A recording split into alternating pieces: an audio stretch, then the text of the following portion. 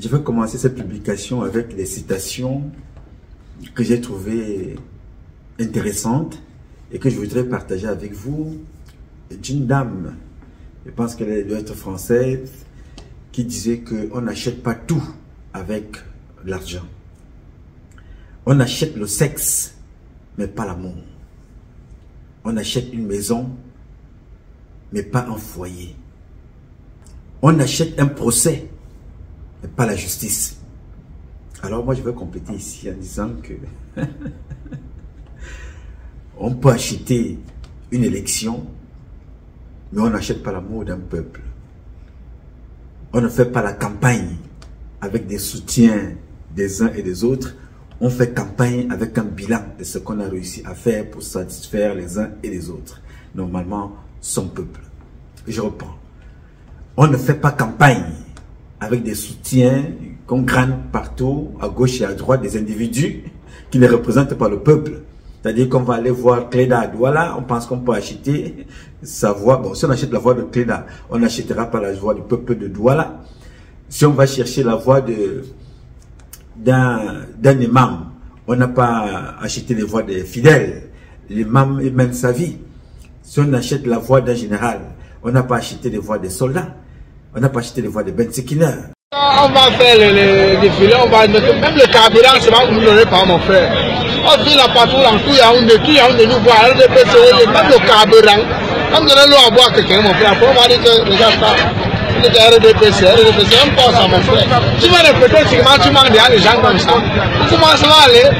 Quand vous venez nous sauver, vous nous sauvez. RDPC, c'est la force. RDPC, c'est ça, la force est là. La force est de malhonnête. Tu nous manques ici, tu vas aller me voter, tu nous manques, je vais vous mettre le carburant. Donc on peut acheter des voix, on peut acheter une élection, mais on n'achètera pas l'amour d'un peuple. On ne fait donc pas campagne en achetant des voix et des soutiens, mais on fait campagne avec un bilan. On dit voilà, vous m'avez élu. Moi tu dis moi, je me suis fait élire moi-même en volant l'élection pour construire des forages. J'en ai fait 6, j'en ai fait 3, j'en ai fait 5.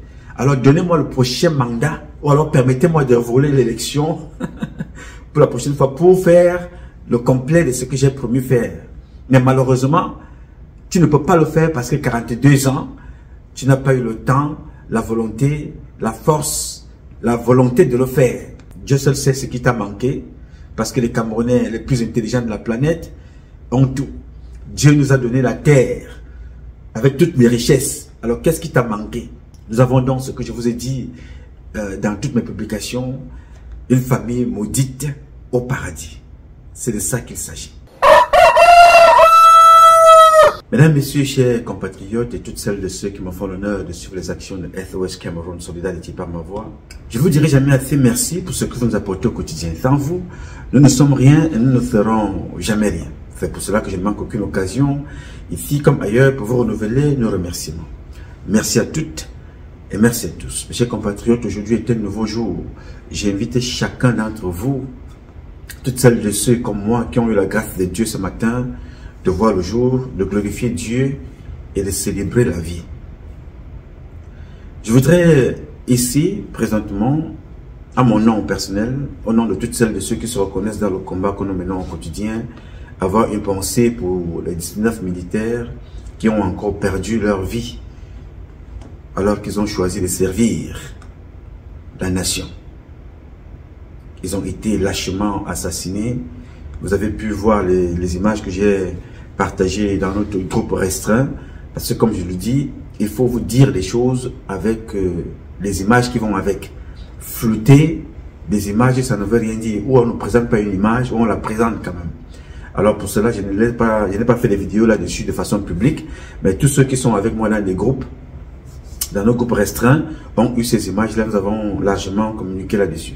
Alors nous voulons ici, une fois de plus, renouveler nos condoléances aux militaires dans l'ensemble, les policiers, les gendarmes, des militaires de l'armée de l'air, l'armée de terre, l'armée marine, des pompiers, et ces Camerounais qui ont choisi de servir la nation. Donc, ce qui les attend, c'est la mort à tout moment. Il est vrai que nous allons tous mourir un jour, mais toute personne en tenue peut mourir à tout moment, tout simplement parce qu'il a choisi de servir la nation et de protéger la citoyenne que tu es et le citoyen. Tu es là. Donc, je voudrais avoir une pensée pour tous les hommes en tenue.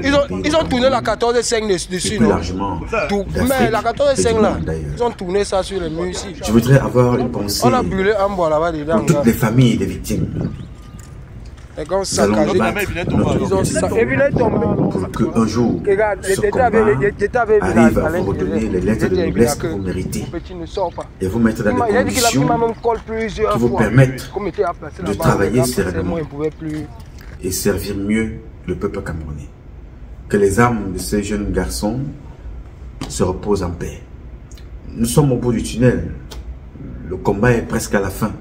C'est pour ça qu'on a relâché un peu pour se plonger dans la sensibilisation.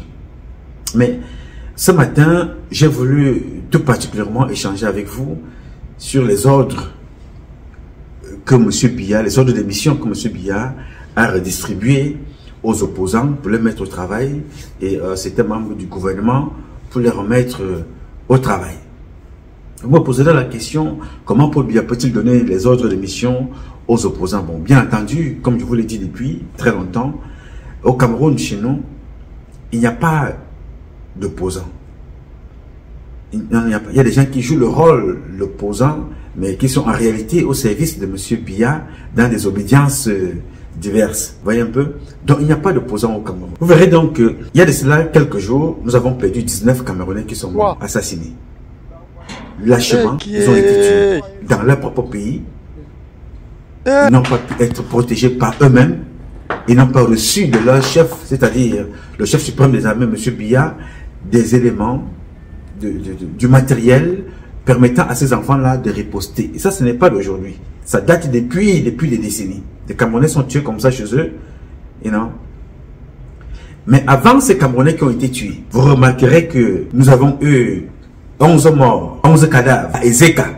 N'est-ce pas? Vous avez retrouvé les 11 cadavres là-bas, quelque part à Ezeka. C'est passé comme ça, inaperçu. On n'en parle plus. Avant les 11 morts des ECA ou après d'ailleurs, on a brûlé vifs des professeurs. Des individus brûlés vifs par les populations. La scène se déroule en plein marché à Soulé-des-Rois, dans le département du Mayo-Tchanaga. Ce jour-là, dimanche, était un jour de marché. C'est le grand marché de la localité du bourg. Et ayant été identifiés par les populations comme ne faisant pas partie de la localité, ils les ont assimilés soit aux bandits ou à Boko Haram. Et ils les ont donc bastonnés, ils ont ligoté et puis ils les ont calcinés. Confondus à des terroristes de Boko Haram, il s'agirait plutôt de chercheurs en service au Centre de recherche géologique et minière de Garoua. Accompagné de son guide, Bienvenu Bello, enseignant à l'université de Maroua, Moumsi Frédéric faisait des recherches de terrain en vue de finaliser ses travaux de thèse du doctorat PhD. Il a présenté l'avancement de ses travaux et la commission, du moins le jury, a demandé qu'il essaie un peu de compléter les données géologiques parce qu'il avait beaucoup plus présenté les données sismiques. Il avait déjà fait 3 sites et il lui restait juste un dernier site, le site de Soulé-des-Rois. La scène est d'autant plus surréaliste que les infortunés n'y allaient pas pour la première fois. De surcroît, sur la vidéo de l'horreur devenue virale dans les réseaux sociaux, les chercheurs semblent discuter avec leurs bourreaux qui ont malheureusement choisi de rester sourds à leurs explications. Ce n'était pas sa première fois de se rendre sur le site. Il était à sa 10e descente sur le terrain. Et si vous constatez dans la vidéo, en réalité, il a eu le temps de se présenter, le temps de justifier sa présence sur le site. Il s'était fait accompagner d'un guide. Il avait un ordre de mission signé par sa hiérarchie. Et donc, c'est quelqu'un qui est habitué à ce genre de mission. Pour le syndicat national des chercheurs du Cameroun, cette scène remet au goût du jour les difficiles conditions de la recherche au Cameroun. Nous interpellons le gouvernement afin que le problème de financement de la recherche soit de nouveau remis sur la table. Ce chercheur est allé en moto beaucoup plus parce que c'était des financements personnels. C'est-à-dire qu'il n'avait même pas possibilité de mettre du carburant dans le véhicule. Il en est du financement de la recherche comme de la sécurité des chercheurs, des problématiques sur lesquelles le SINAC interpelle les pouvoirs publics. Tout ce que je vous dis là est très grave. Pourquoi? Parce qu'entre vous et moi, rien n'est au-dessus de la vie humaine. Rien. Il n'y a rien au-dessus d'une vie humaine en dehors de Dieu. Donc, il est inconcevable que dans un pays comme le Cameroun, l'assassinat de l'humain est devenu comme assassiner une poule. Je suis convaincu qu'il y a beaucoup parmi vous qui passent toute une journée sans voir le cadavre d'un chien mort quelque part. Mais vous ne pouvez pas passer une journée au Cameroun sans apprendre qu'un homme a été tué quelque part, une femme a été tuée, un bébé a été tué. C'est pas possible. Au Cameroun, c'est devenu la règle.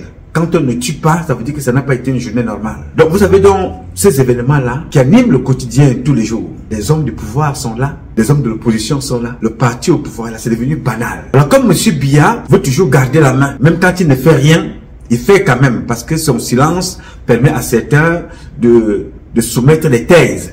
Les silences de Biya. Tu deviens docteur parce que tu as soutenu une thèse sur le silence de Biya. Les actions négatives Biya, en réalité que tu vas positiver, tu gagnes aussi une thèse, tu deviens docteur. On observe ça et on commande. Et ça pousse donc M. Biya pour tuer, pour détourner l'attention des Camerounaises et des Camerounais qui se posaient déjà la question, comment se fait-il qu'on puisse tuer 19 Camerounais comme ça? Non, qu'est-ce que Biya fait? Automatiquement, il fait des nominations dans son parti, il convoque les nouveaux membres de son parti. Et ça a un effet immédiat, ça détourne l'attention. Mais dans cette liste-là, qui est dans la liste? Non, Ngongo n'est pas dans la liste, bon, ça veut dire que Ngongo est mis de côté. Bon, on a appelé tel. Non, il paraît qu'il y a un militaire, un commandant, il travaillait à la CEMIL.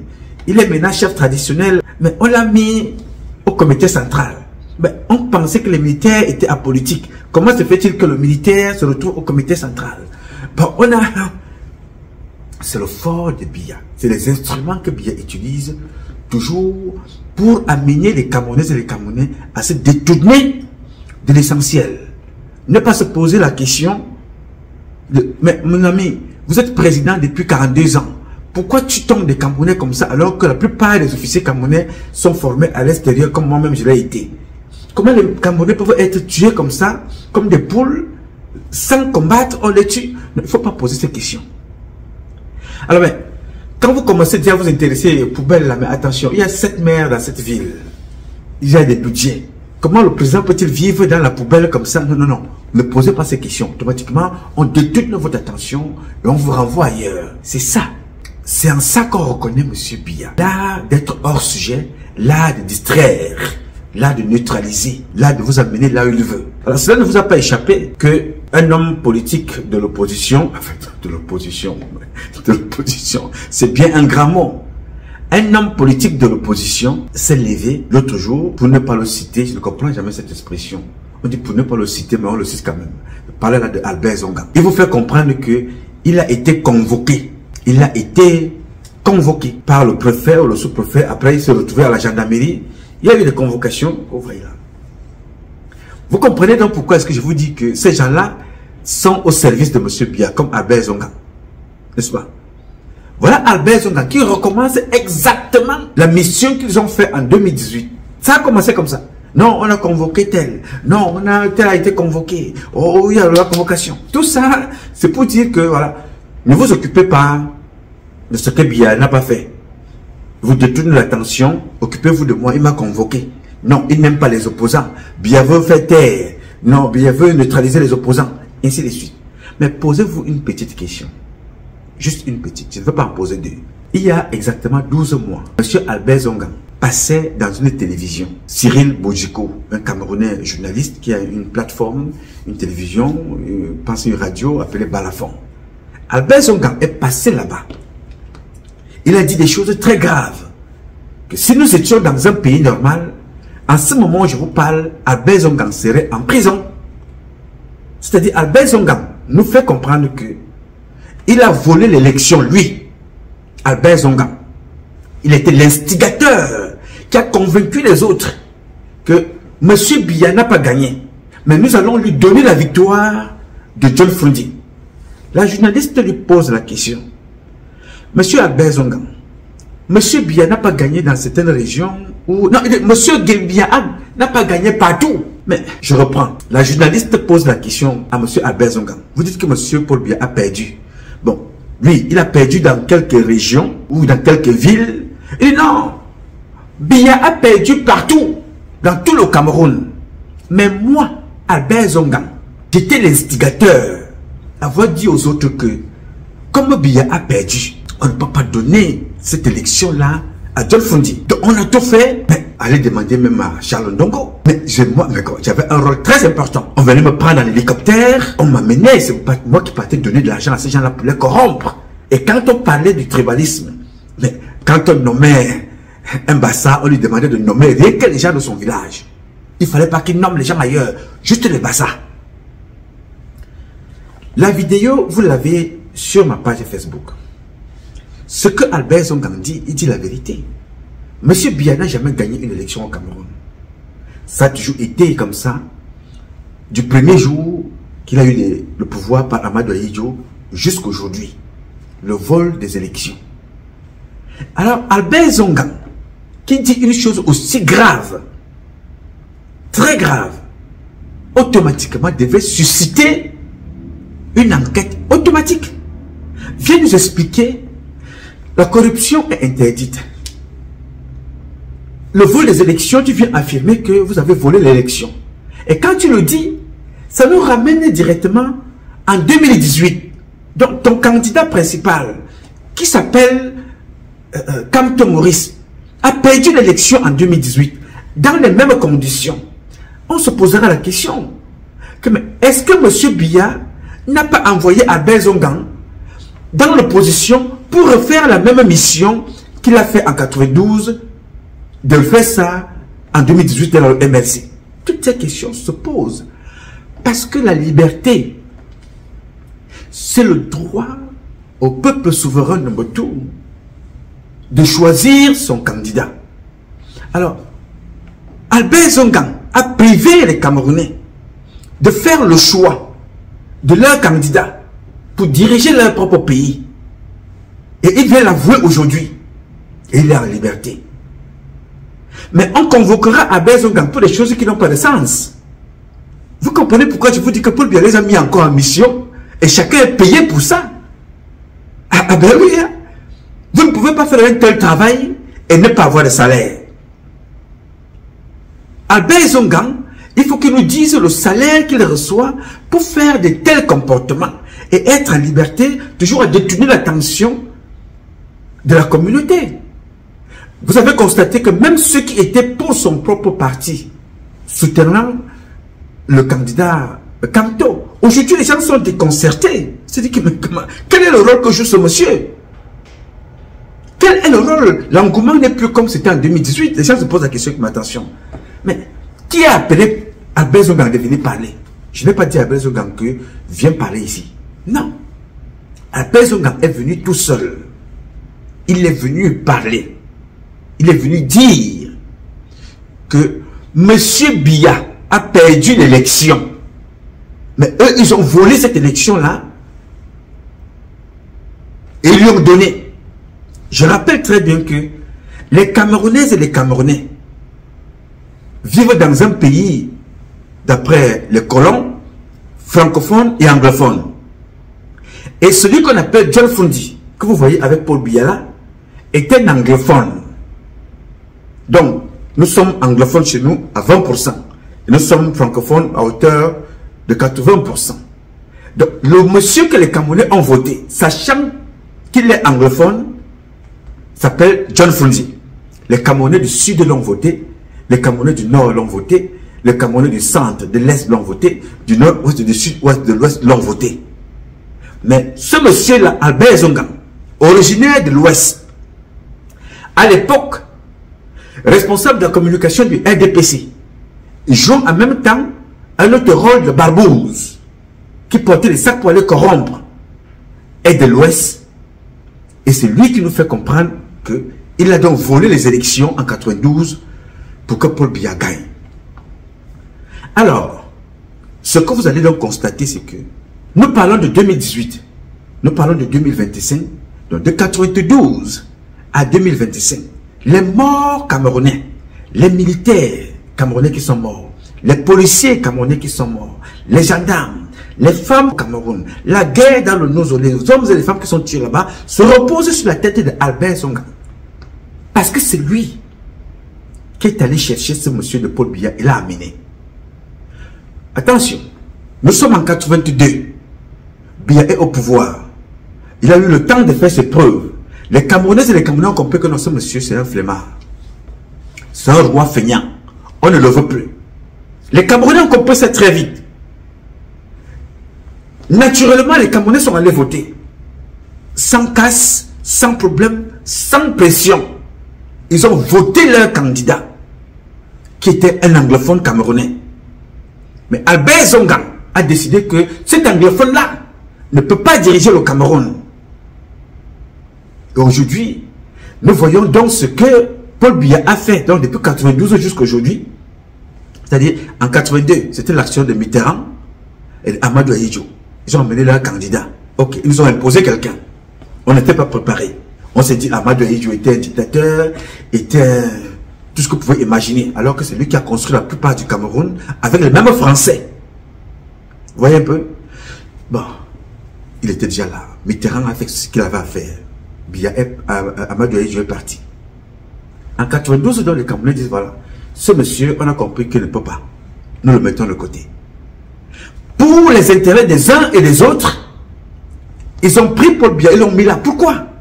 Parce que monsieur Paul Biya, dans son imposture, dans son incompétence, arrange toutes les personnes qui ne veulent rien faire.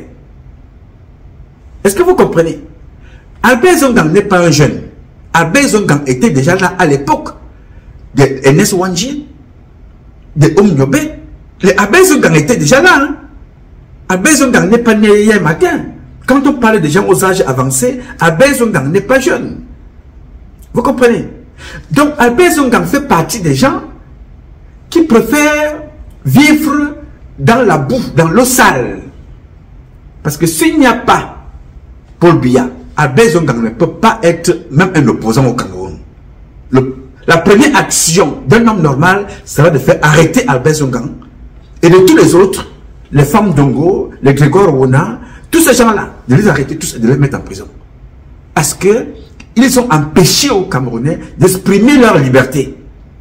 La preuve aujourd'hui, tu parles, on t'arrête, tu parles, on te convoque. Parce que c'est l'arme que M. Biya utilise pour faire peur aux Camerounais et pour détourner l'attention des Camerounais. Cette arme-là a été articulée et argumentée et entretenue par les gars comme Albert Zongan. Vous voyez donc ça aujourd'hui. Il sort encore aujourd'hui, il s'assoit, il va s'asseoir quelque part dans un coin, il fait un audio, il publie, il s'assoit, il raconte sa vie. Parce qu'il sait automatiquement qu'en disant ça, il va être convoqué. Et ça va faire un acte que Paul Biya aime. Détourner toute une masse de l'autre côté. Pour maintenant se dire, ah, Albert Zongan est convoqué. On vous fait taire Albert Zongan. Ah ben, si vous voulez faire quelque chose et que Albert Zongan est vraiment fort, il faut que Albert Zongan et les autres membres de l'opposition se mobilisent pour sortir déjà ceux qui sont en prison. Aucun être humain ne peut être fier de sacrifier 7 ans de sa vie en prison et pour rien. Alors c'est ce que j'essaye un peu de vous expliquer depuis très longtemps, que ces gens que vous voyez là ne peuvent pas se battre pour que Paul Biya parte du pouvoir. Non. Il n'y a aucun opposant au Cameroun. Je dis bien aucun. On pouvait encore donner le bénéfice du doute à certains, mais ils ont vite fait de vous confirmer qu'il n'y a aucun opposant au Cameroun. Ils vous l'ont expliqué. Avec le temps, chacun voit, chacun observe. Voilà les enfants qui sont en prison. Vous êtes des avocats. Je parle bien de tous les avocats des droits de l'homme au Cameroun qui parlent. Mais quand vous allez voir qu'il y a un problème de sextape quelque part, vous allez voir les avocats d'autres Françaises, d'autres Français, d'autres Cameroun devenir se porter avocats, même gratuitement, vont défendre un scandale sexuel. Mais vous ne voyez aucun avocat se lever pour dire voilà, il faut un collectif d'avocats dans ce pays. Pourquoi Bibo Missak est en prison? Pourquoi Alain Fougué est en prison? Et ces enfants-là, leur patron est un avocat de légende, nous dit-on, international. Mais ce qui fait le parallèle, c'est que quand ces enfants-là étaient à l'extérieur, en liberté, Bibo Missak dormait à la télévision pour se battre au nom de son candidat. Libérez-le. Libérez-le, il n'a pas sa place en prison. Mais depuis qu'il est en prison, ce n'est pas parce que Camto ne peut pas le défendre. Attention, observez ce que je dis ici. Observez ça attentivement. Kamto est un grand avocat. Mais pourquoi Kamto ne peut pas défendre Beboum Nessak? Parce que l'incarcération abusive de Beboum Nessak ne relève pas du droit. Relève d'un abus de pouvoir. Et pour cela, Paul Biya est maître. Donc, Kamto ne peut pas aller à l'encontre de ça. Paul Biya les met en prison parce que vous bavardez trop, vous voulez éclairer les Camerounais. Automatiquement, tu vas en prison. N'est-ce pas? Tout de suite. Parce que si c'était le droit, Kamto se lève, il dit voilà, l'article Wara Wara, l'article Wara Wara, l'article Wara Wara ne permet pas que ces enfants-là soient en prison, ils allaient être libérés tout de suite. Mais ils ne peuvent pas faire ça. Pourquoi ce n'est pas le droit? Ils ont enfreint le droit qu'ils sont en prison. Ils sont en prison parce que c'est un dictateur qui les met en prison parce qu'il ne parle pas. Alors comment vas-tu aller concourir avec quelqu'un qui arrête tes propres enfants, les met en prison, qui vole les élections? Explique-moi ça. Peut-être qu'il y a quelque chose que je ne comprends pas. Depuis que vous faites le cinéma, là, moi je ne comprends rien. Comment veux-tu aller concourir avec une personne qui ne respecte aucun droit, qui ne respecte pas les élections, qui vole les élections et tu le dis et tu le sais, et qu'on t'a empêché? Il y a des opposants. Moi, je n'ai pas vu Cabral Libi dans le sud aller faire campagne là-bas. Ceux qui ont tenté, Sam Séverin Ango a tenté d'aller faire campagne là-bas. Il a été copieusement tabassé. Il s'est rendu compte à la fin qu'il n'est même pas protégé. Il a abandonné ce parti. À l'ouest, on ne peut pas faire campagne là-bas en tant que parti de l'opposition. Au nord-ouest, le RDPC même qui a des militants là-bas n'y va pas. Les compatriotes anglophones qui sont au pouvoir, John Gauthier, Monsieur Atananji, ils ont fui leur village, ils sont allés faire le Togo, chez dans le sud.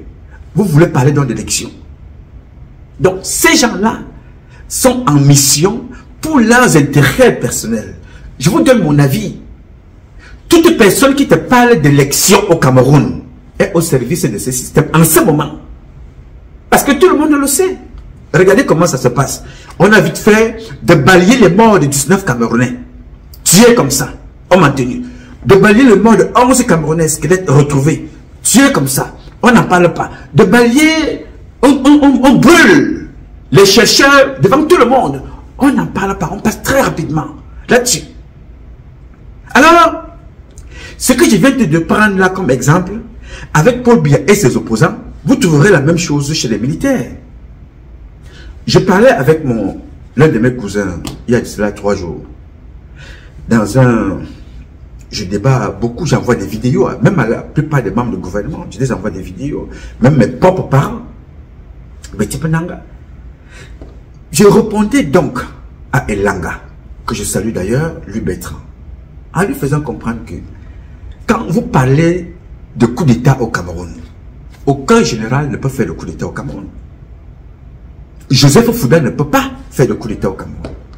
Joseph Fouda, qui est mon parent, a neutralisé tous ses frères pour que c'est eux qui décident qui doit être général, qui ne doit pas, qui doit être colonel, qui ne peut pas, qui doit être capitaine, alors que dans l'armée, il y a un processus normal de port du galon. Donc Joseph Fouda, donc lui, a passé son temps à tenir ses frères à distance, à les neutraliser pour l'intérêt de son influence auprès du président. Aujourd'hui, résultat de course, tu n'as personne. Tu vas donner l'ordre à qui? Bien entendu, un jour ou l'autre, Paul Biya va partir. Paul Biya partira. Et Joseph Fouda ne peut pas remplacer Paul Biya. Pourquoi? Parce que même dans sa propre famille, le petit Bounanga, il a réussi à se créer des inimitiés. Il devait être auprès du président pour aider le président à penser, à développer, à construire. Qu'un jour ou l'autre, on se dise que, mais bon, voilà. Mais attention, parmi les conseillers du président, mais il y a quand même Joseph Fouda, la réforme de l'armée de l'air, sur le conseil du président. Les militaires, il y a des usines de fabrication des Rangers, des tenues militaires au Cameroun. Ça a été l'apport du conseiller spécial. Ça a été l'apport de monsieur Amougou Bote, le chef d'état-major. Vous comprenez? Bon, ça a été l'apport du chef d'état-major des armées. Maintenant, ces gens-là, ces généraux comme M. Biya a mis autour de lui, comme d'ailleurs Semengue, qui sont là des tueurs pour tuer leur propre peuple. Semengue vous l'a dit, qu'il égorgeait les têtes et coupait les têtes des Bamileke. Parce que les gars avaient eu le mérite de dire qu'ils sont invincibles. Alors pour montrer aux Blancs que ces Camerounais-là ne sont pas invincibles, quand l'un d'eux tombait par trahison, Semengue faisait couper les têtes. Il vous a dit ça lui-même. Alors tous ces généraux-là ont contribué à se auto-neutraliser. Plutôt ils ont fait le coup d'État pour préserver leurs intérêts personnels, à maintenir les Camerounais la tête sous l'eau. Point final. Ils ne voient pas le problème de Yaoundé. Les généraux là ne voient pas l'insécurité qui règne à Yaoundé. Un gars comme Banku Emile pouvait être quelqu'un, il est très courageux. Banku Emile, comme garçon, costaud, baraqué. Il pouvait organiser un coup d'État. Mais non. Organiser le coup d'État, ce n'est pas forcément des armes. Organiser le coup d'État, c'est combattre la pauvreté. Faire le coup d'État à la pauvreté. Faire le coup d'État en améliorant les conditions de vie des militaires. Que vaut la parole de Banku? Banku, c'est un homme d'affaires. Banku, c'est un pétrolier. Banku, c'est un businessman. Mais il n'a pas commencé le premier. Il a compris que c'est comme ça que le système fonctionne. Il a regardé les autres qui construisent des maisons. Il a regardé les autres qui ont des business. Les autres vendent le riz. Les autres vendent le carburant. Si de voilà, moi, je fais aussi ma part. Automatiquement, il n'y a aucun général au Cameroun qui n'est pas dans les affaires. Alors, comment voulez-vous que les généraux... Parce qu'il y a deux formes de coup d'État. Il y a le coup d'État pour lutter contre la pauvreté. C'est un coup d'État. On fait le coup d'État à la pauvreté pour permettre au peuple de vivre normalement. Que ce soit dans l'armée, la police, la gendarmerie. Il y a le coup d'État pour se dire que voilà, ceux qui sont là n'ont pas bien fait. Alors, il va falloir qu'on le fasse, nous, pour permettre au peuple de vivre normalement. Dans les deux cas, ils ont privilégié leur intérêt. Banku, comme tous les autres généraux. Donc, on n'attendait aucun coup d'État pour vos intérêts du peuple, ni aucun coup d'État constitutionnel ou institutionnel pour la révolution des institutions. Non, on n'attendait pas ça. Parce que, mon ami, qui va se lever là? Toute personne qui va tenter de se lever, on va se dire que mais comment? Et parmi, ça veut dire chez les bêtis que tu prends le caillou, tu tapes au niveau de tes propres testicules. C'est-à-dire que tu as jeté la pierre là où tu as caché la calebasse. Donc personne d'entre eux ne peut tenter quelque chose, va se dire que voilà alors les traîtres. Vous avez vu? Voilà quelqu'un qu'on a nommé la chef civil. Voilà quelqu'un qu'on a nommé chef d'état-major. Voilà quelqu'un qu'on a nommé de l'autre côté. Là, voilà maintenant qui veut trahir. Alors, qu'est-ce qui se passe? Ils vont tout faire que tout ce qui se passe mal sur le terrain soit vu différemment aux yeux de Paul Biya. Paul Biya aime ça. Voilà un monsieur qui est président, qui fait lui-même le constat de tout. Il dit, rien ne va dans mon pays, mais il travaille avec les mêmes personnes. Et rien ne marche. C'est-à-dire, les routes sont ce que vous savez, les accidents sont ce que vous connaissez, mais on ira prendre un galé bibé, on dit que non, il a été amené au conseil, au comité central. Les accidents au Cameroun, on connaît que c'est Galé Bibé. Les accidents au Cameroun, on connaît que c'est Ngano Djoumessi. Mais tous ces gens-là sont là avec M. Biya. Les rapports sont des rapports qui sont faits avec les images de ce qui se passe en Guinée équatoriale. On prend les routes, on dépose, on pose, on dit au président, voici le discours, voici ce qui se passe, voici ce qui a été fait, tout est bien, et on avance. Jusqu'au moment où les Camerounais commencent à faire le challenge des photos autour des poubelles que nous dénonçons ici depuis très longtemps. 32 ans déjà, on parlait de tout ça. Donc, rien n'est nouveau de tout ce que vous voyez là. Donc, quand vous regardez les Camerounais et les Camerounais, on va nous tourner autour d'une affaire, on vous prend, on vous amène bas pour parfait. Par exemple, nous allons vous charger avec l'histoire de Mbapou parfait tous les jours, au vu des éléments qu'on nous donne.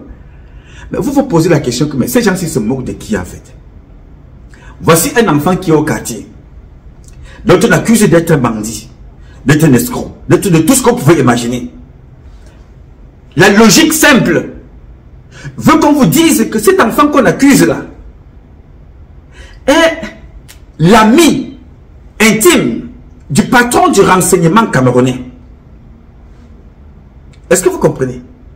Le patron du renseignement camerounais à la sécurité de tout le monde, y compris du président. Parce que tu ne peux pas dire que voilà, comme je ne suis pas au palais, je ne fais que la sécurité policière. Non. Le patron du renseignement camerounais est là à la sécurité du premier citoyen. Comme d'ailleurs, chaque citoyen camerounais est un agent de renseignement. Chaque citoyen camerounais est d'abord un agent de sécurité parce que tu ne peux pas voir quelque chose qui se passe mal ici. Tu ne dénonces pas. Alors tu prends l'information, tu vas donner à un homme en tenue. En tant que spécialiste, il saura comment neutraliser la situation et comment la capitaliser. Donc on vous dit que Mbapou parfait. Ce que je vous dis là, c'est pour vous amener des éléments de manipulation pour ne pas regarder là où ça ne marche pas dans le pays. Donc on vous parle d'un Mbapou parfait. Mbapou parfait est l'ami de Mbankui. Mbankui c'est le chef sémile. Et on vous dit que Mbapou là utilise un faux contre-amiral. Il utilise le nom d'un faux contre-amiral. Mais mon ami, soyons sérieux. La moindre des choses voudrait que Mbankui, qui est là pour la sécurité, si ce garçon était un escroc qui utilise abusivement autant d'années, depuis autant d'années le nom du contre-amiral, c'est lui qui doit dire au contre-amiral que non. Ce que vous dites là, c'est moi le premier témoin, c'est faux. Mais comment lui peut être l'avocat, l'ami, le complice, le grand frère d'un faussaire? Il y a un problème. Ce n'est pas un jour, ce n'est pas 2 jours, ce n'est pas 3 jours. Mais c'est des comportements qui sont faits pour tenir les gens avec le chantage. Donc, certaines choses sont faites comme ça, on dit voilà, ok, on va le tenir. S'il veut faire quelque chose, on va dire que non, non, non, tu es le complice de Mbapou. Non, Mbapou est son complice. Plus d'une dizaine d'années, un enfant comme ça opère en plein Yaoundé. Alors que la même République va arrêter des personnes qui ont fait la même chose avec le nom de Ferdinand Gongo, aller même braquer des gens jusqu'au Nigeria, étant en prison. On va les arrêter, ils sont en prison déjà. On va les pister jusque là-bas. Mais vous nous faites comprendre que Mbapou parfait ici est un délinquant, un escroc qui utilise abusivement le nom du contre-amiral. Je te dis que okay. Ce n'est pas impossible. Ça peut être que c'est un faux contre-amiral. Mais que fait Mbankui pour dénoncer ça? Mais si c'est un vrai contre-amiral, mais pourquoi on nous bassine? Dites-moi, moi je veux bien comprendre. Si c'est le vrai contre-amiral, alors pourquoi on nous bassine donc toute la journée avec ça? Alors, je vous parle de ça parce que ce n'est pas le sujet du jour. Parce que j'ai réussi à avoir le procès verbal complet de 2017 à la police de cette affaire. Je l'avais à moitié, j'ai eu tout le procès verbal. Là, à l'intérieur, il y a des révélations. J'ai eu également des documents d'une autre affaire de 2020. En 2017, c'était une affaire de mauvais partage. 600 millions qui étaient au sujet. Avec autant d'argent, qu'est-ce qui se passe? 2020 également, il y a un autre dossier. Toujours le même trio. Les mêmes personnes, en fait, je vous parle du trio, je vous parle du contre-amiral, je vous parle de Mbankui, je vous parle de mon jeune frère Parfait Mbapou. Mais toujours des mêmes dossiers. Alors, je vous dis ça pourquoi? Parce que ce n'est pas le sujet du jour. Le sujet du jour, c'est vous dire la manipulation, ce que Charles Ateba appelait l'art d'être hors sujet. Je vous dis ça pour vous démontrer qu'il y a des vrais sujets. Donc, les gens ont réussi à banaliser pour en faire un sujet de divertissement, alimenter. Bon, nous sommes contre on est contre le contre-amiral. On ne l'aime pas, on le déteste. C'est ce qu'on me dira ici. Je suis contre Mbankui, je ne l'aime pas, je le déteste. Je suis pour ou contre Mbapou parfait, je ne l'aime pas, je le déteste. Mais quand on a fini de dire ça, on refuserait de poser la question. Mais en réalité, s'il y a un problème ici, pourquoi il n'est pas résolu? Pourquoi ce problème n'est pas résolu? Et c'est la même chose que M. Biya fait avec l'affaire Martinez-Zogo. On trouvera d'autres acteurs là-dedans. Mais on se fait comprendre que Paul Biya a reçu des documents qui sont complètement aux antipodes, totalement en contradiction avec la réalité qu'on veut faire démontrer au président, au peuple camerounais. On dit que s'il faut libérer Amogo Belinga, la population va se lever. Mais qui dit ça? C'est Galax et Toga. Les documents sont là. Galax et Toga est-il un gendarme? Est-il un OPJ? Est-il président du tribunal? Est-il un magistrat? Pourquoi dit-il des choses qui ne sont pas réelles? Alors, M. Biya a donc conçu une société où les gens, pour exister, il faut détruire l'autre. Il faut médire de l'autre. Il faut mentir tout en piétinant le droit et les règles de droit. Tout en piétinant les procès-verbaux, les enquêtes. Tout simplement, il faut détruire X ou Z. En ce moment-là, ce n'est pas ceux qui sont concernés qui auront un problème. C'est celui-là qui dénonce. Moi qui parle ici, qui ai pris mon courage de dénoncer un certain nombre de choses, on dit non, non, non, non, non. Nouma, si tu parles comme ça, bon, c'est parce qu'on t'a payé pour détruire le contre-amiral. Bon, si tu parles comme ça, c'est parce qu'on t'a payé pour détruire Jean Aimé Mbankui. Bon, si toi tu parles comme ça, c'est parce qu'on t'a payé pour détruire Parfait Mbapo. Bon, tu ne parles pas comme ça parce que Mbapo t'a payé. Bon, tu ne parles pas comme ça parce que Mbankui t'a payé. Tu ne parles pas comme ça, c'est tellement tu es déjà en contact avec le contre-amiral. Vous voyez un peu comment on a conçu la société. C'est-à-dire, dans tout ce que je viens de vous dire là, il y a un problème sérieux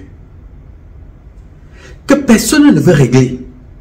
Il y a un contre-amiral conseiller du président dont on vous dit que quelqu'un utilise son nom abusivement. Il n'est pas au courant.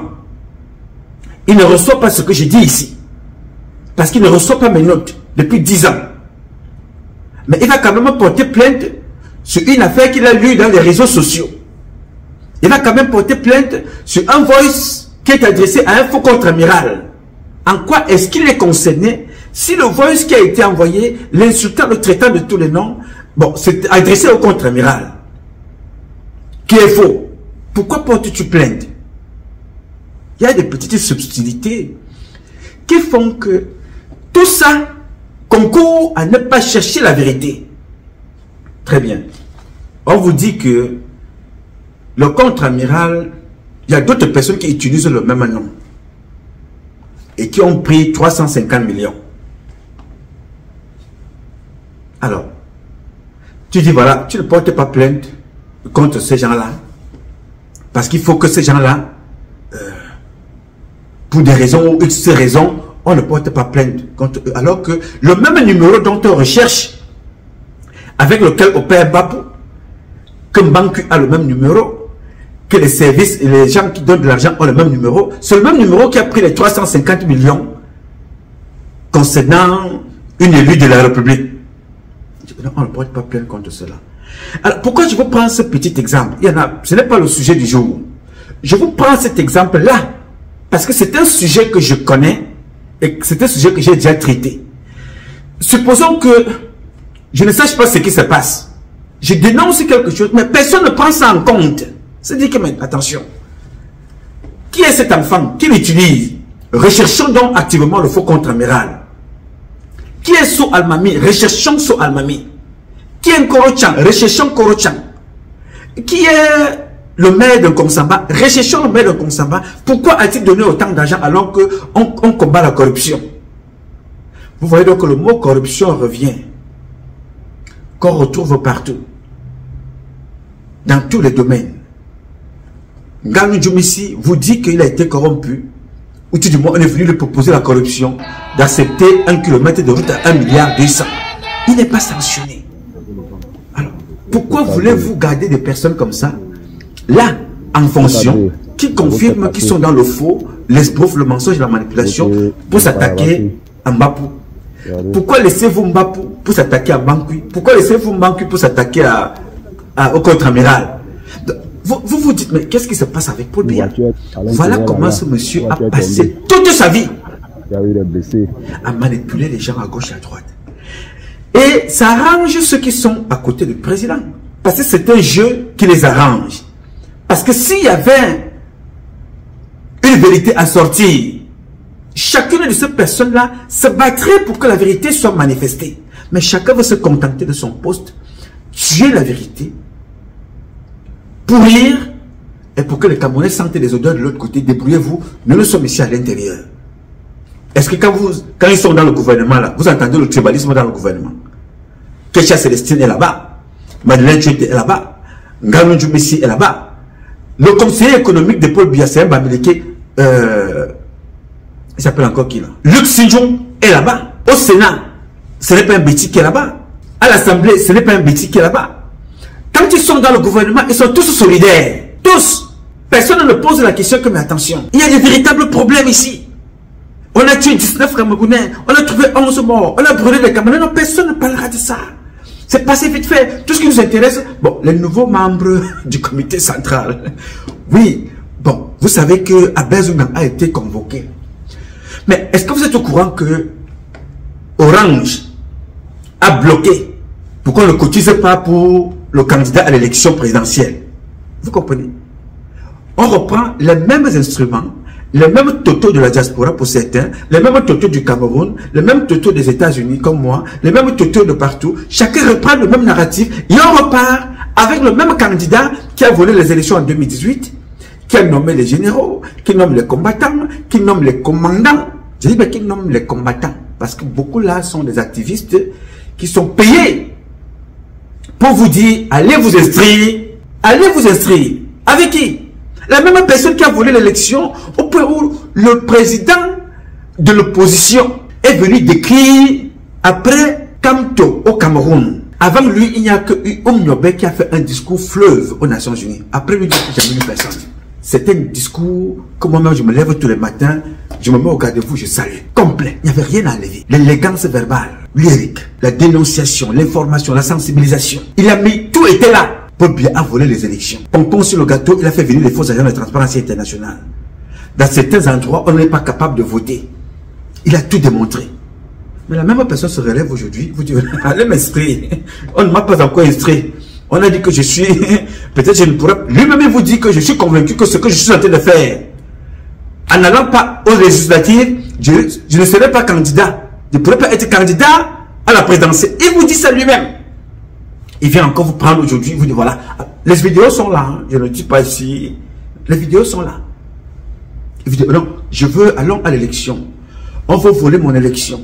On ne veut pas que je cotise. Non, la liste électorale n'est pas encore sortie. On bloque. Il y a des faux noms à l'intérieur. Dans son village, il y a des gens qu'on attrape en train de faire des fausses cartes d'identité, les fausses cartes électorales. Sur cette route qui relie les arrondissements de Fumbo, Massangam et Malantoine, des barricades sont posées depuis 2 jours par des populations en colère à la suite d'une curieuse découverte faite au domicile d'un homme présenté comme cadre du parti au pouvoir dans l'arrondissement de Massangam. Hier matin, je suis entré dans la concession de M. Kosovo. Mais lorsque j'entre derrière une maison qui est située derrière la maison de son papa, j'ai trouvé un kit avec les policiers venus de la région de l'Ouest en train d'établir les cartes nationales d'identité. Ces suspicions seront renforcées, dit-il, par le refus d'établir la carte nationale d'identité d'un jeune qui l'a envoyé à dessein. J'ai envoyé un enfant pour établir la carte, il a été chassé et c'est pour ça qu'il nous a inquiétés et on a barré la route. En plus du poste d'identification suspect, il y avait des agents de l'Échange Cameroun pour enrôler les personnes ayant nouvellement obtenu leur carte nationale d'identité. Mais ce qui courrouce ces populations, c'est que ces personnes n'étaient pas connues au sein de leur communauté. Nous avions saisi les cartes des gens qui ne sont même pas de l'arrondissement de Massangam. Le maire de Massangam soupçonne des manœuvres préparatoires à la fraude électorale lors des scrutins qui pointent à l'horizon. Chemin faisant, on s'en rend compte qu'on était en train de préparer les charters. Parce que moi-même dans mon téléphone, j'ai filmé les cartes des charters. Il faut que ceux-là, ceux qui pensent dans leur tête qu'ils peuvent truquer les élections à Massangam, c'est des trompes. Cet agent de l'Échange Cameroun nie les accusations, faisant état de ce qu'ils enrôlaient dans un domicile privé. Il y a beaucoup de personnes qui sont venues constater que je n'étais pas dans un domicile, j'étais en face. Face à la colère des populations, le sous-préfet de Massangam a décampé, abandonnant son véhicule. Malgré la sortie du chef traditionnel de la localité, les mécontents sont restés fermes. La population a une condition, qui est une condition souveraine. La population est en train de dire que les matériels de l'État qui se retrouvent dans un domicile privé doivent être récupérés pour que la voie publique soit libérée. Nous ne sommes pas mieux placés pour aller à l'encontre du peuple. Cette manifestation est le présage d'un processus électoral tendu dans une circonscription où l'UDC et le RDPC sont des partis leaders. En Vomeka, en Yomosala, dans le sud, dans le centre, il y a le faux là-bas. Mais les mêmes personnes vous disent quand même que allons à l'élection présidentielle. Mon cher ami, je vais vous dire ici clairement, le changement se fera au Cameroun. Mais que chacun de nous sache qu'il payera l'action qu'il a faite contre la liberté des Camerounais. Chacun d'entre nous devait le savoir. Moi qui suis ici à mon petit niveau, j'ai des dossiers qui relèvent des dossiers importants d'un État. Des dossiers importants d'un État. Où l'argent qui est volé en termes de milliards tous les jours. Mais personne, Biabi Vodou ne va jamais poser une enquête. Vous vous posez la question que pourquoi vous poussez les Camerounais à la pauvreté, à l'endettement, alors que nous avons de l'argent. Qu'est-ce qui m'a traduit au tribunal aux États-Unis? C'est avoir dénoncé le mécanisme que Belenga Eboutou avait mis sur pied avec King Monono, celui qui était à l'ambassade du Cameroun comme percepteur, et celui qui était à Washington, François Ngoubene, et l'ambassadeur qui était là-bas. Comment les gars avaient mis le mécanisme pour détourner des milliards? Les Ngongo percevaient de l'argent par semaine. 7 000 $. Il vient aujourd'hui 7 000 $. Demain matin, il vient 7 000 $. Sa femme paraît. Moi, j'ai tous les documents. Avec ça, nous sommes allés au tribunal. J'ai gagné. Mais Biabi Vodou ne se pose pas la question. J'endette les Camerounais pendant que d'autres s'empiffrent. Et les mêmes personnes quittent les États-Unis. Ils sont nommés. Pas d'enquête. Les Camerounais meurent. Pas d'enquête. On détourne à la canne, pas d'enquête. On détourne au Covid, pas d'enquête. Les ponts métalliques, pas d'enquête. Ce monsieur dirige quel pays? Quels sont les généraux? Que font les commandants? Que font les capitaines? Que font les ministres? Non. Ces gens-là sont dans une association.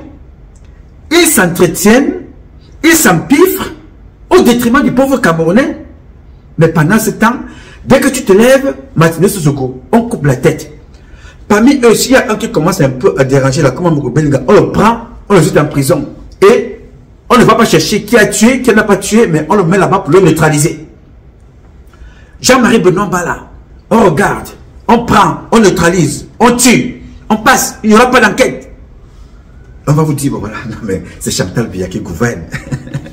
C'est Chantal Biya, vous parlez de quoi? Chantal Biya gouverne, c'est elle qui décide de ci, c'est elle qui décide de ça. Au milieu des militaires, vous dites que non, c'est Chantal Biya qui gouverne.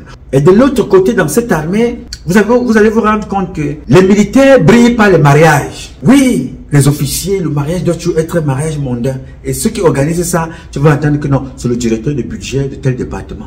Non, c'est le frère du cousin du général 2. Donc celui qui s'est marié là, c'est l'oncle du petit frère de la grande soeur de la tante de Galaxy Toga, de son fils là. Il est commandant.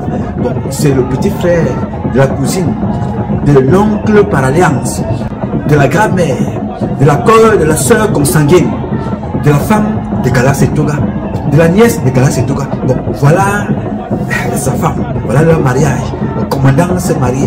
Bon, la fille qui se marie là, c'est la fille que Ngongo a eu à l'époque. Il avait... Donc, c'est la femme qu'il a eu avec sa femme pendant qu'il était... Bon, c'est elle qui se marie là. Le mariage est waouh. Voilà ce qui anime le Cameroun dans lequel nous vivons et que certains veulent qu'on prolonge le système avec les mêmes individus. C'est-à-dire que les enfants vont en retraite pendant que les parents travaillent. Ils travaillent pour faire quoi? Les parents d'aujourd'hui au Cameroun sont les plus grands voleurs de l'histoire de la terre. Les parents qui gouvernent le Cameroun. C'est-à-dire, on dit aux enfants ne volez pas. Mais ceux qui dirigent le Cameroun sont les plus grands voleurs. C'est eux-mêmes qui le disent, hein. Ce n'est pas, ils n'inventent rien. Donc il fallait donc que je te l'explique ici pour que tu comprennes dans quel régime nous sommes. N'agis pas, cousin, pour faire plaisir à quelqu'un. Agis pour faire plaisir à tes convictions. Ça, c'est ce que je pense. C'est ce que je vis moi-même. Donc je n'attends rien de personne. J'attends tout de Dieu, le grand architecte de l'univers. Les hommes passent, mais la terre restera. Paul Biya va passer, mais le Cameroun restera. Et restera toujours. Donc il fallait que je te le dise. On n'est pas dans une forme de manipulation où on va nous dire ce que nous devons, chacun doit dire. Non. Dès que tu commences à parler, on dit que non, on t'a acheté. Tu vas t'exprimer, non, tu n'es pas d'accord avec l'autre parce que tu le jalouses. Oui, dites tout ce que vous voulez, mais 32 ans plus tard, je me réjouis parfois, je me lève le matin, je vois tout ce qu'on te donne, je dis, ah, ben dis donc, nous, tu en as fait du chemin quand même. Hein. Quand vous vous levez le matin, dites, Patrice Freeman, salut l'empereur, salut le roi Nouma, salut le président Patrice Nouma, salut le gouverneur, donnez-moi tous les noms, salut le soldat Nouma, salut le fils de la République, au service de Dieu. Chacun d'entre nous a sa mission. J'ai choisi la mienne. Donc, quand vous m'entendez parler avec mes parents en privé, je leur ai dit ce que je vous dis là. Banqui ne peut pas faire un coup d'État au Cameroun. Ce n'est pas son niveau. Parce qu'il s'est empiffré, il ne peut pas cracher dans la soupe. Joseph Fouda ne peut pas. Ce n'est pas son niveau. Parce qu'il ne commande aucune troupe. Il a tout fait pour tenir ses frères à distance. Il s'est contenté aussi de faire ce qu'il avait à faire à son petit niveau. Amoureux ne peut pas, parce que ce n'est pas sa logique. Il s'est empiffré. René Claude Meka, impossible. Personne ne peut. Ni les hommes d'affaires qui pouvaient, vous savez, ceux qui ont mis Poutine au pouvoir, ce sont des hommes d'affaires russes, des oligarques russes. C'est eux qui ont mis le gars là au pouvoir, Poutine là, pour réformer leur pays. Vous croyez que les Tawamba peuvent faire quelque chose au Cameroun? Tawamba est un homme d'affaires. Il vit dans l'eau sale. Il profite du système de l'eau sale. Comme d'ailleurs tout le monde. Donc les hommes d'affaires ne peuvent pas faire autre chose que de profiter de ce système. Mais ils vont le regretter très bientôt. J'en ai parlé avec beaucoup d'entre eux. En leur disant, attention les gars. Vous allez sur les plateaux de télé faire des discours fleuves. Mais c'est vous qui entretenez ce système-là. C'est vous qui entretenez ce système. Moi, je lis les rapports qu'on fait sur Tawamba. Moi, je lis des rapports qui sont faits sur Tawamba. Tawamba, c'est le président du JICAM. Les rapports qui sont faits sur lui, voilà, pas les mêmes personnes. Vous comprenez? Ce qu'on lui reproche et ce qu'on accuse. Pourquoi il ne peut rien faire? Parce que les dossiers comme ça sont mis sous le coude contre lui. Donc, si tu tentes de lever la tête, automatiquement, on te sort ton dossier de communication. Oh, calme-toi. Alors, avec tout ça, donc, quand vous regardez tout ça, le parti au pouvoir neutralisé, quand un militant du RDPC se lève, il dit voilà il faut porter plainte. Tout de suite, on s'agite, on fait semblant de nommer des personnes pour détourner l'attention des personnes. Alors que le gars dénonce un véritable problème. Dans l'opposition, l'autre côté, on neutralise. On les reprend encore, on dit allez à mission. Allez dire qu'on vous a convoqué. Alors, vous faites ce que vous savez faire. Hein. Allez à mission. Vite, tout le monde. Allez, sortez, allez à mission. Vous prenez aussi ceux qui ne réfléchissent pas dans les réseaux sociaux là. Mettez chacun au travail. Allez, ça circule. Bougez. Chacun raconte sa vie. Ok? Donc, ça a été comme ça tout le temps. Dans l'armée, je viens de vous décrire. On tue un soldat. On ne dit pas baisser le drapeau. Nous sommes en deuil. Non. Ce n'est pas ça. Le Camerounais. Vous avez vu que dans ce que je vous dis là, observez. Brenda est sortie. Elle finit de faire son one-man show. En fait, il y a des choses dans la vie. Parfois, tu essaies de les rendre compliquées. Pourtant, c'est super simple. Comme moi, je viens enfin de comprendre ce qui se passe dans ma vie, en fait. On peut vouloir me discréditer comme on veut. On peut vouloir dire, ne pas vouloir me croire ou même s'en foutre. Mais le fait est que, je ne sais pas si c'est légal ou pas, hein. H24, je me fais espionner. Ok? Mettez ça dans vos têtes. H24, je me fais espionner. Et tout le monde a le droit de s'en foutre, mais il y a plein de choses de la manière dont ça a été fait ça n'a pas été très net. Ça a été très mauvais pour ma santé mentale. It enabled so many bad things in my life. J'ai pas eu de problème de voix ou quoi que ce soit, je n'entends pas des voix, en fait. On essaie de me faire indemne. Les Européens essaient de me faire indemne, j'arrête pas de vous dire ça. Et quand je parle mes trucs, on croit toujours que je blague. Pourtant, c'est pas une blague. Je vous dis depuis des mois que je vais m'arrêter là. Je suis sur écoute. On m'espionne jour et nuit, 24 heures sur 24, 7 jours sur 7. Je ne sais pas si demain, ils veulent me mettre en prison. Je ne sais pas ce qu'ils ont envie de faire. Tout ce que je sais, c'est que la plupart des choses qu'ils font, c'est pas très légal, en fait. Je ne sais pas, dites-moi si j'ai tort, si on a le droit, un hôtel a le droit d'espionner ses clients, déjà de 1. Je ne sais pas si les choses qui sont prises dans l'hôtel d'un client, dans sa vie privée, ont le droit d'être utilisées en justice. Je ne sais pas si tout ce qu'ils me font depuis plus d'1 an, si c'est de l'atteinte à la vie privée. Parce que c'est une chose d'écouter quelqu'un, c'est une autre chose de vouloir exploiter quelqu'un. C'est une autre chose de vouloir manipuler quelqu'un.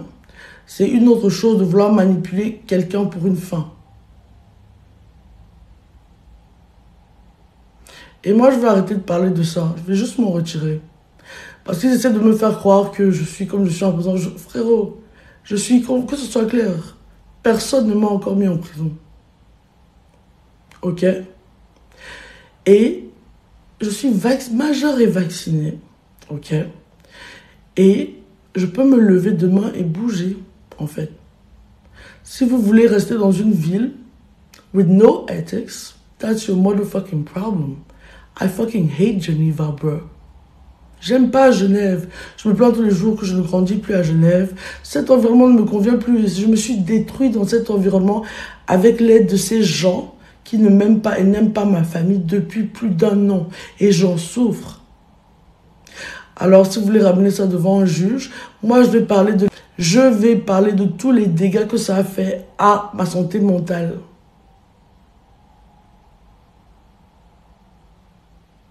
Je m'en fous, je n'ai rien à cirer. Cet hôtel où ces gens ici à Genève, ces blancs de merde, pardonnez-moi, m'espionnent. And please, like, stop being so obsessed with me. C'est comme ça que je sais que mon étoile brille. Parce que putain, il y a des gens, un groupe de personnes qui essaient de me rendre soit folle, soit m'enregistrer, pour je sais pas trop quoi, me rendre folle. Ils essaient, de me rendre folle, me manipuler. 2, essaient de me faire croire que j'entends des choses que je n'entends pas, toujours dans la manipulation. 3, je suis sur écoute, on m'enregistre, mon téléphone, ma chambre d'hôtel. Je n'ai plus d'intimité depuis plus d'1 an. Et quand j'en parle aux gens, on veut faire comme si je suis folle.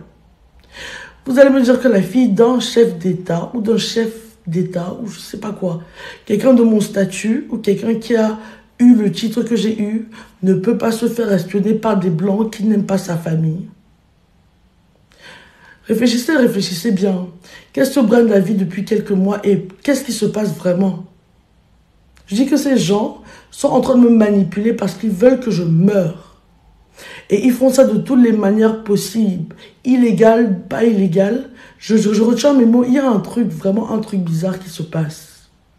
D'accord? And if you take it there, I'm gonna take it further. I don't give a fuck. I stand on business, bro.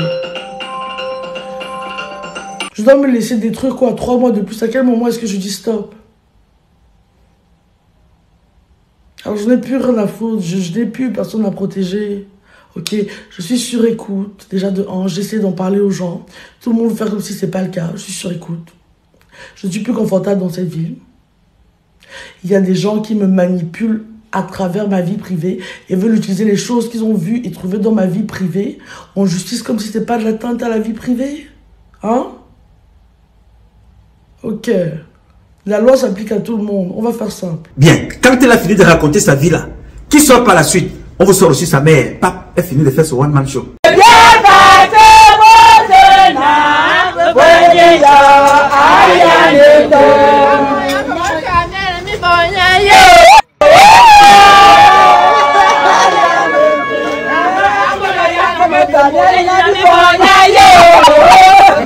Bien. Quand elle a fini, vous allez attendre que Tanganji est sorti. Quand elle a fini, vous allez attendre que Zongang est sorti. Quand elle a fini, vous allez attendre que Ketcha est sorti. Quand elle a fini, vous allez attendre que Femme Dongo est sorti. Voilà l'association des hommes en mission, chacun dans son domaine respectif, pour détourner l'attention du peuple, alors que le véritable problème est là. 93 ans, va te reposer dans ton village. Ce que tu n'as pas fait, la jeunesse va continuer là où tu t'es arrêté, reformer ce que tu n'as pas pu faire. Non, ce n'est pas ça.